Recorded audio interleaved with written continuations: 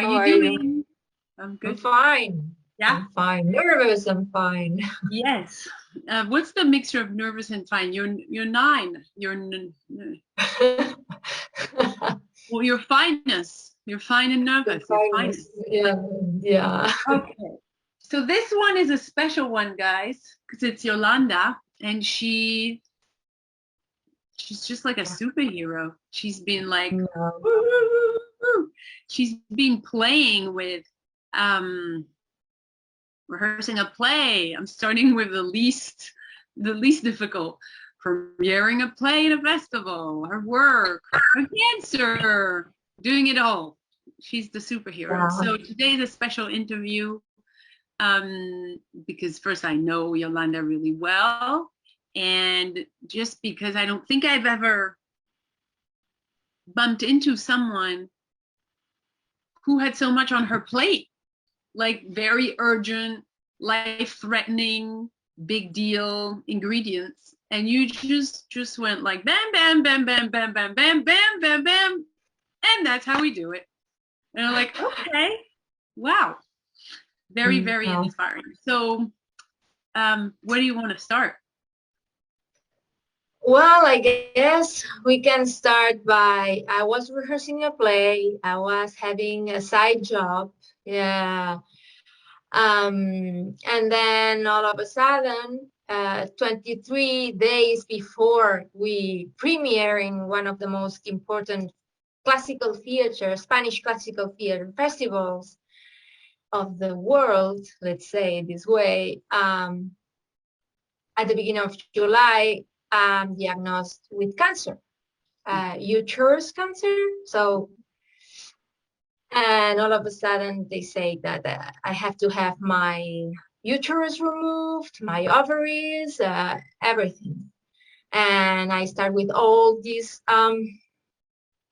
tests and then rehearsing the play and doing my job. And so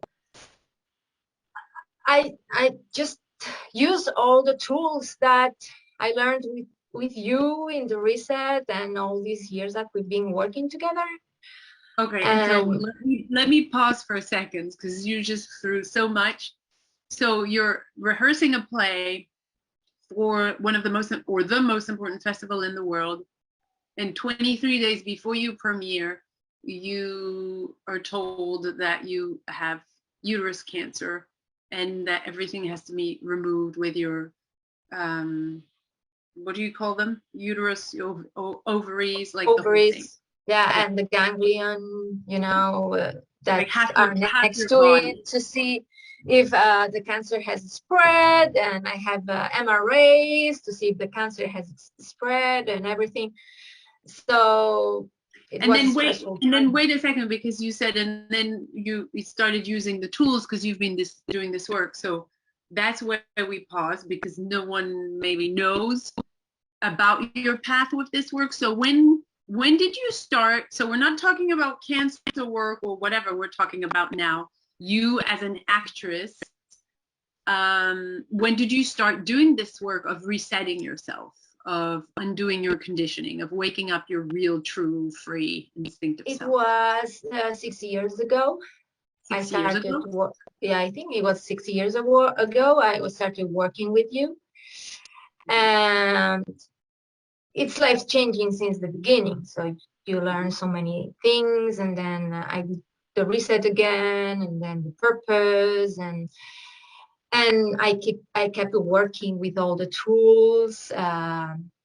I moved to Madrid, and everything rolled down. I mean, I've been assistant director for two plays since I'm in And Madrid. when you say roll down, that's English wise, it won't work because roll down Yeah, means I like guess so. like it's a catastrophe. So you mean everything unfolded, like you Yeah, moved to everything Madrid, unfolded. an assistant Exactly. director, work. Yeah. Mm-hmm. Yeah, because you change your, I mean, I changed, yeah, the reset changed the mindset. So, and makes you believe in yourself and that everything is perfect with you. And so I just took the decision to come to Madrid, and when one takes decisions, and I guess difficult ones, just things start to work out. And even if it's difficult, you know how to process everything that is happening to you because you have all these tools that you gave us. And I say all the time, I say, oh, everything's going to be okay. Everything's going to be okay. And I use the tools and, you know, or breath work or, you know, or any of them are just great depending of what my instrument needs. I use one or another. And through all these years, my career has gone bigger and bigger, depending of the objectives I was having.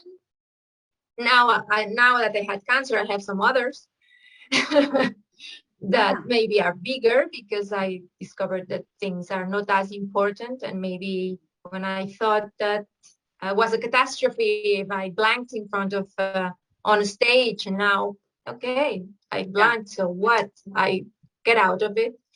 I recycle everything. And yeah, when all of a sudden this came to me, this illness came to me, I just said, okay, of course I was upset the first day when they tell you it's kind of crazy. So I went to the rehearsal and I said, hey guys, this is happening. So for a week we had like a crazy week because we couldn't decide. We didn't know if we were going to the hospital, to the festival or not, because I didn't know if I will be able to do it or not. And then the MRA came up well, so I could, you know, I don't know how it's called when you regatear, you know, when you are talking with the doctor and you're saying, hey, but I can wait 10 days more so I can, you know. Like negotiating a little bit. Yeah, I'm negotiating. I was negotiating with the doctor. You know what? I have this festival on the 23rd. Can we just, you know, do this a little? So the MRA came out well, and he's like, okay, we can do that after your festival. All right. So okay, so then, wait a second. What I'd like to, because most of the people who are watching this don't really know the work we do, and we don't. I don't know how to call it because we don't do any work, and there's no teaching, and there's no method or whatever. But you just come back to your pure self when you do this work. So let's say that you didn't know of this work and you're rehearsing for play for the biggest festival in the world, and you get cancer and you have a job. And so how would you have showed up before being reset? Before being reset? Yeah, probably without overwhelmed. Yeah, what would it have looked like? Because we know that because you had the tools to work through all of this, you healed your cancer, you did your play, you didn't quit your job. I mean, you just continued, you did everything. And yeah, I did everything. Well, yeah. Maybe for my job, I reduced my hours maybe, but basically, yeah, I find the way. And I didn't pretend like. What would you have done if you didn't? Can you imagine, or have you contemplated the possibility of okay, if life had thrown this at me and I wasn't my pure self, how would I have showed up? Probably overwhelmed, and I have no idea because I got so surprised of myself when that happened to me. I mean, of course, the first day you're crying, but in any case, I said the typical thing that people say, like, why me? You know, it was like something like, okay, that this came to me. It's like I didn't want to put something on top of it or pretend like it wasn't there or deny it, or, you know, probably before this work, I would have denied it and you would have resisted the illness. Yeah, resisted, and you know, so I don't know how to explain it. Would have been much more dramatic. You would have been yeah, probably living the drama rather than living the cancer. Okay, Yeah. so that's one thing. So in terms of your experience of the illness would have been dramatic. How would you have showed up or not showed up at all for your rehearsal? What would you have done with that project? Or probably I would get, you know, in my pillow under me and saying, no, no, I cannot do this, I cannot do this, I cannot do this. Yeah. And then what But about the job? but having for the job probably the same. Yeah. Uh, So what I'm hearing that I think is really crucial is that you had like three, for a human being to be faced with a, you know, a cancer situation is kind of, you know, as edgy as it gets in terms of life. For an actress to be rehearsing a play, what was your role? Lead role in the play? yeah. Lead role in the play. For the most important international festival in the world, pretty edgy for an actress. Spanish, yeah, the classical theater. Of classical theater, and then you also have work on top of that because you're in my team. We work together, so it's. I think that it's so extreme, right? That what you're saying is that what you were able to do because you've reset yourself, and so you've reset yourself to be your pure human self. You were just able to live all of that in 2 months and show up for everything. You showed up for your cancer, you showed up for your play, you showed up for your job. And if you hadn't been your pure self, what you did was this. Every time I asked, I said, well, what would you have done for the play? This. For the cancer, this. And for the job, a little bit of this. So what I'm hearing you say is, yeah, you wouldn't have showed up for the reality. You would have showed up in drama, which is, I'm not saying it's good or bad, it's just the experience of it is really hard. It's making the experience of everything horrible, and it's coming on top of the reality. It's a story that we put on top of the reality. And because you've reset yourself to be completely pure, purely you, unconditioned, powerful, instinctive, and free, well, you showed up for all of it like, okay, let's meet cancer. Here I am. Let's do this. Let's meet the rehearsal. Here I am. Let's do this. Let's meet the job. Here I am. This is how I do it. And it's kind of night and day. Like, I mean, just doing one of those things is nerve-wracking, but you've had them all together and you showed up just like, I mean, I've witnessed every step of it, and it's just like, I don't know. It's like writing a book type of showing up. It's just, I was feeling things. So when I was feeling them, I was allowing them to be, as you show us in the reset. So it was much easier. So if a morning I was waking up like crying and really sad, I was pretending like it wasn't there. I was just working through it with the with the tools that you gave us. So I could be somewhere else afterwards, and I was saying, okay, now I gave those feelings a voice, and then I could say, okay, and now I'm going to dress up and I'm going to go to my rehearsal and I'm going to have fun, and so every day was like this. A little bit sometimes. And of course, it's sometimes it must have been less balanced than this, because it's what would happen when you get kicked left and right. But I think that what you're expressing in such a beautiful way is those things, especially cancer or a premiere in a very important festival, will trigger huge emotions. And if you're trying to resist them, well, those emotions are not going anywhere. You're still having the premiere and you're still having a cancer. Those emotions are like, excuse me, we are the human things inside of you, and we would like to finish our arc and be felt. And if you say, no, I can't feel that way, they're not going anywhere. They're coming back stronger, right? To be felt. Yeah, and probably before, if I didn't process my feelings with the tools that you gave us, probably I would be in the rehearsal thinking about my cancer. And this way, using the tools, I just I show up for my feelings. I Yeah, allow them to be, and then I can be in my rehearsal 100%. Yeah, it's presence. So when you say using the tools, because I always tell people I don't teach anything, there's nothing to learn.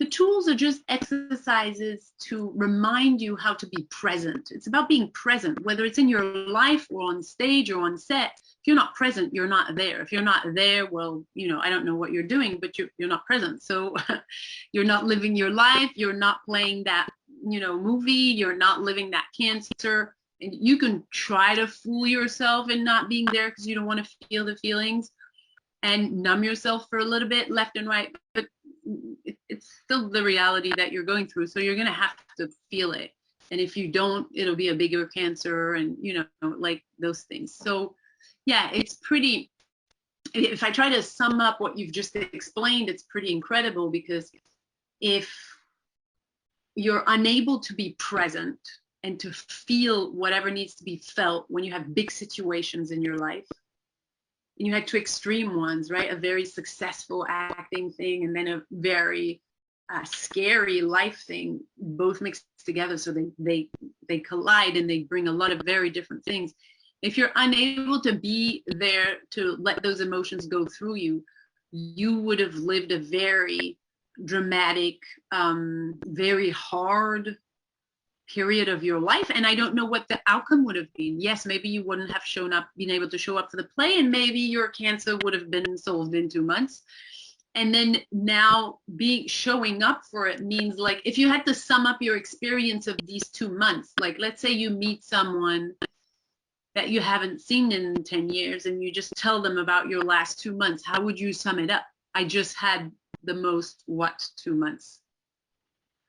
I had the most crazy 2 months. Sorry, my dog is barking. I had the most crazy 2 months of my entire life. I mean, I had a diagnosis a month after August the 3rd, I had my surgery. They removed everything. And now I'm perfectly well. I won't need chemotherapy. That's great. And I can just, and the doctor, when he saw me 1 month after, he's like, you're healing really well. I mean, he couldn't believe it because I was walking around and doing, you know, because I've been processing and allowing and All the feelings. And if I needed to scream, I screamed. If I needed to cry, I cried. If I needed to, everything I needed, I allowed it. I didn't pretend like it wasn't there. I didn't, and I said, okay, I cannot move fast. All right, I won't move fast. I was listening, always listening to what I needed. And Wonderful. I get the Wonderful. And here you are. I'm kind of, You can, yeah, you can check every box. It's like pretty incredible. yeah. I'm sorry, I cut you. What did you want to say? No, I'm just I'm talking about it, and I'm like, okay, wow, that was pretty impressive, I guess. So I'm not, and on top of that, you know, I had August 3rd, I had the surgery, and the 20th I was playing again. I had another show, and so I was there doing my show, of course. My colleagues in the company, they were doing everything. I was like saying, hey, I'm going like a diva, I won't do anything. Yeah. It's my character, but I was diva. there. Yeah.